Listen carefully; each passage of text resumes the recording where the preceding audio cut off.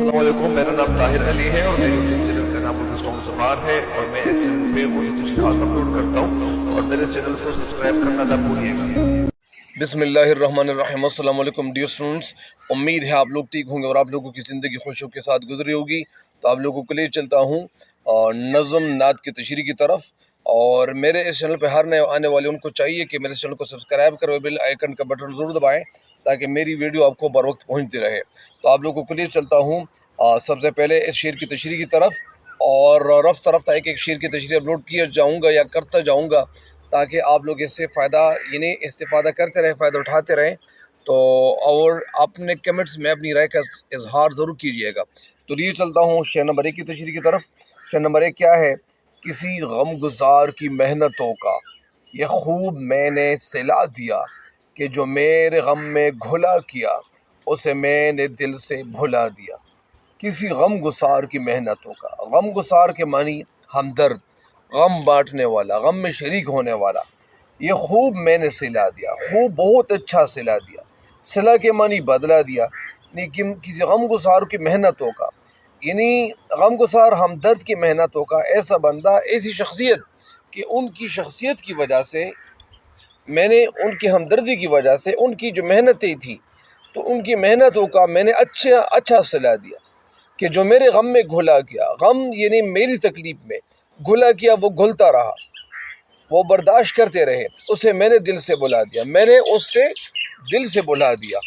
तो असल में वो नज़म जिसमें अल्लाह ताला की तारीफ़ लिखी जाए उसे हम्द कहते हैं, और वो नज़म जिसमें हमारे प्यारे नबी हज़रत मोहम्मद मुस्तफ़ा, हज़रत ख़ातिमुल अंबिया और हज़रत मोहम्मद मुस्तफ़ा सल्लल्लाहु अलैहि वसल्लम की तारीफ़ बयान की जाए उसे नात कहते हैं। तो अब इस शेर की तशरीह मैंने तो आपको बता भी दी कि किसी गमगुसार की मेहनतों का यानी ये खूब मैंने सिला दिया कि जो मेरे गम में घुला किया उसे मैंने दिल से बुला दिया। अब इस शेर की तशरीह आप लोगों को डिटेल से किए जाता हूँ। इस नज़म के शायर का नाम क्या है? माहिर कादरी। और ये जो नज़म है तो ये हश्तम की जो किताब है उर्दू की, तो इसमें ये दूसरी नज़म है। और इस शेर में माहिर कादरी, इस मशहूर नात का ये शेर दरअसल एक उम्मती की तरफ से अपने नबी करीम सल्लल्लाहु अलैहि वसल्लम के हुजूर एतराफ़ गुनाह और शर्मिंदगी के इजहार है। यानी इसमें उन्होंने शर्मिंदगी के इजहार किया, और इजहार किस तरह किया? शर्मिंदगी के इजहार तब बंदा करता है कि जब वो शर्मिंदा हो जाए, वो निदामत का शिकार हो जाए, और जिस काम के लिए उस बंदे को अल्लाह ने पैदा किया होता है और वो काम नहीं करता तो वो शर्मिंदा होता है और शर्मिंदगी उठाता है। तो अब इसमें कुछ ऐसे नुक्ते हैं, उन नुक्तों को मैं बयान करने की कोशिश करता हूँ। उम्मीद है कि इंशाअल्लाह ये तशरीह अल्लाह के फजल करम से बड़ी ऑथेंटिक साबित होगी और आप लोगों के ज़हन में ज़रूर ये तशरीह इंशाअल्लाह बैठ जाएगी। अब इस शेर में गमगुसार की बात कही गई है, और हकीकी गमगुसार कौन है? इस शेर में गमगुसार से मुराद हमारे प्यारे नबी हज़रत मोहम्मद मुस्तफ़ा सल्लल्लाहु अलैहि वसल्लम है। आप सल्लल्लाहु अलैहि वसल्लम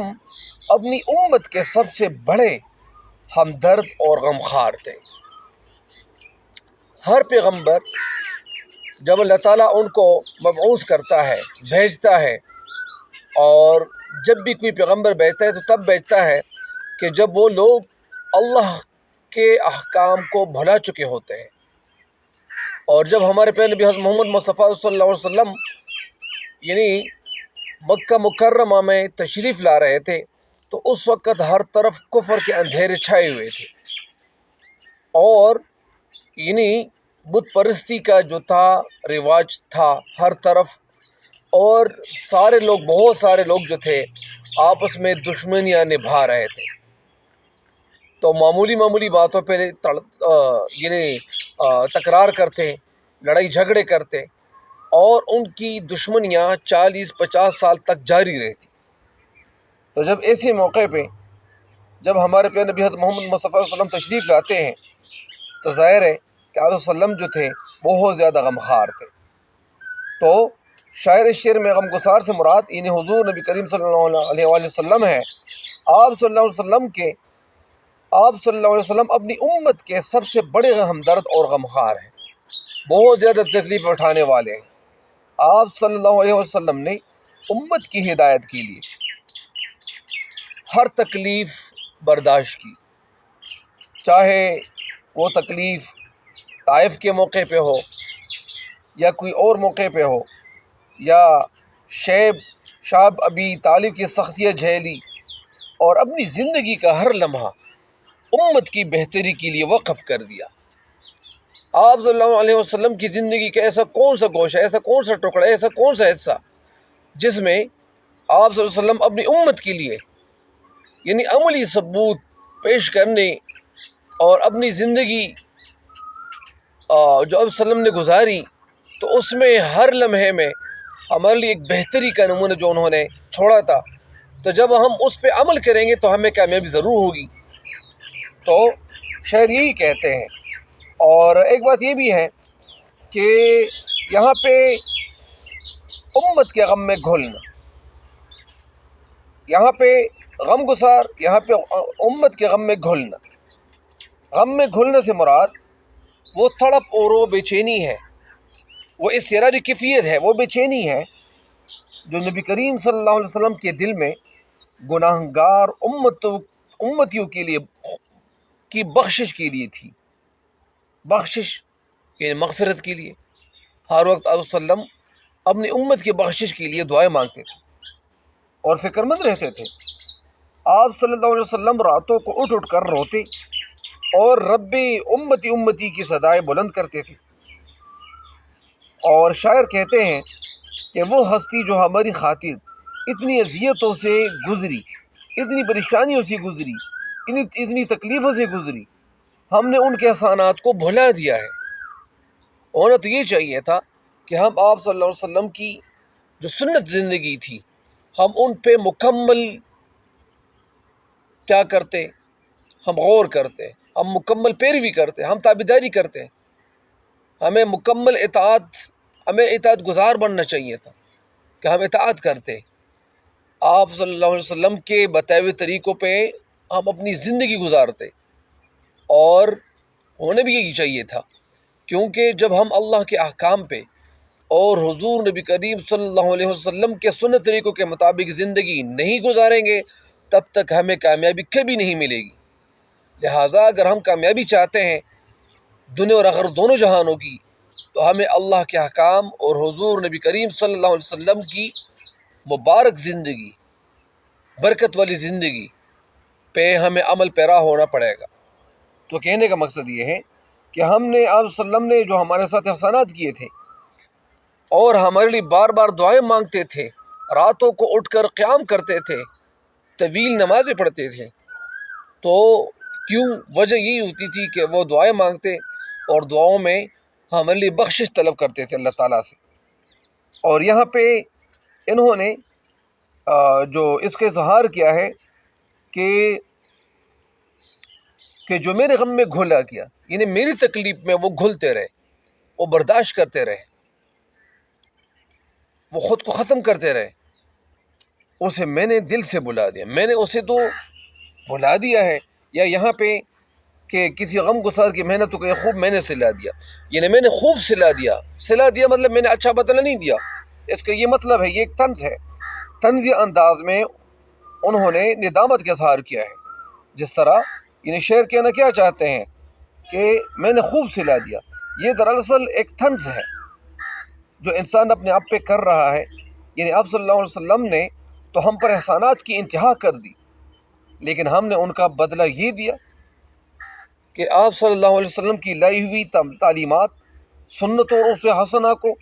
چھوڑ کر دنیا کی رنگینوں میں گم ہو گئے، دنیا کی رنگینوں میں مست ہو گئے، غرق ہو گئے، ہمیں اپنے آپ کا بھی ہوش نہیں رہا۔ اور اس میں ایک بات یہ بھی ہے کہ غفلت کا اعتراف بھی ہے، غفلت کا اعتراف یعنی غفلت کو بھی انہوں نے مان لیا ہے، اعتراف مان لینا۔ شعر کہتے ہیں کہ جس نبی صلی اللہ علیہ وسلم نے ہمیں جہنم کی آگ سے بچانے کی خاطر اپنا دن رات ایک کر دیا، ہم اتنے احسان فراموش نکلے کہ انہیں یعنی ان کے احکام اپنے یعنی ان کے مبارک طریقے اپنے دل سے نکال دیے، یہ شعر ہمدردی کے جواب میں بے وفائی کی ایک تکلیف دہ تصویر پیش کرتا ہے، اور اس کا جو خلاصہ بنتا ہے، اس کا جو ماحصل بنتا ہے، جو حاصل کلام بنتا ہے، وہ یہ ہے کہ یہ شعر ہمیں اس غفلت سے بیدار کرنے کی کوشش ہے جس میں ہم سنتی رسول صلی اللہ علیہ وسلم کو بھلا کر مبتلا ہے، یعنی ہم سنت طریقوں کو بھلا چکے ہیں۔ شعر ہمیں یہ احساس دلا رہا ہے کہ ہمارا عمل، ہمارا دعویٰ محبت کے برعکس ہے، اور ہمیں اپنے محسن اعظم صلی اللہ علیہ وسلم کی محنتوں کا لاج رکھنا چاہیے، ہمیں لحاظ کرنا چاہیے، اور اگر ہم لحاظ کریں گے تو ہمیں کامیابی ملے گی۔ لہٰذا ہمیں اللہ سے دعا ہے کہ جب بھی ہماری موت ہو اور جب بھی ہماری موت کا وقت قریب آئے تو ہم ایسے حال میں اللہ کے پاس جائیں کہ اللہ ہم سے راضی ہو اور ہماری زندگی آپ صلی اللہ علیہ وسلم کے سنت طریقوں کے مطابق ہو، اللہ کے احکام کے مطابق ہو، اللہ کے احکام